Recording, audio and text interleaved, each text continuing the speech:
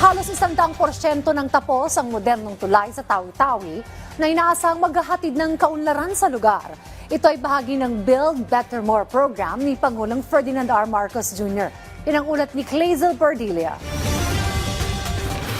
Bilang bahagi ng Build Better More program ng administrasyon ni Pangulong Ferdinand R. Marcos Jr., ibinida ng Department of Public Works and Highways na nasa 76% ng kumpleto ang konstruksyon ng Nalil-Sikyat Bridge No. 1 sa probinsya ng Tawi-Tawi. May habang 541 metro ang tulay na bahagi ng Asian Development Bank sa patnubay ng Improving Growth Corridors and Mindanao Road Sector Project na naglalayong pagdugtungin ang mga isla ng Bungao at Sanga-Sanga. Itinuturing ito na isa sa 3 major bridges ng Tawi-Tawi, ang Nalil-Sikyat Bridge kabilang ang Tonsina-Panayongan Bridge No. 2 at Malasalupa Bridge No. 3 sa Tawi-Tawi ay tumatayong isa sa pinakamahalagang infrastructure support initiatives ng pambansang gobyerno sa Bangsamoro Autonomous Region and Muslim Mindanao o BARM.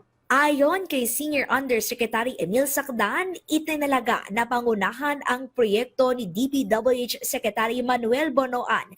Higit pa sa istrukturang nagdurugtong, ang mga tulay na ito ay sumisimbolo sa pagtupad ng pangako ng gobyerno na mapalakas ang ekonomiya ng Mindanao sa pamamagitan ng modernong infrastruktura. Dinaluhan ng mga opisyal ng DPWH at Asian Development Bank ang isinagawang site inspection sa Nalil-Sikyat Bridge Project noong May 23. Tampok sa 1.8 billion peso project ang 380.8 na metrong tulay at 160 metrong approach road.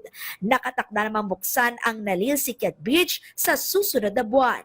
Clazel Pardilla para sa Pambansang TV sa Bagong Pilipinas.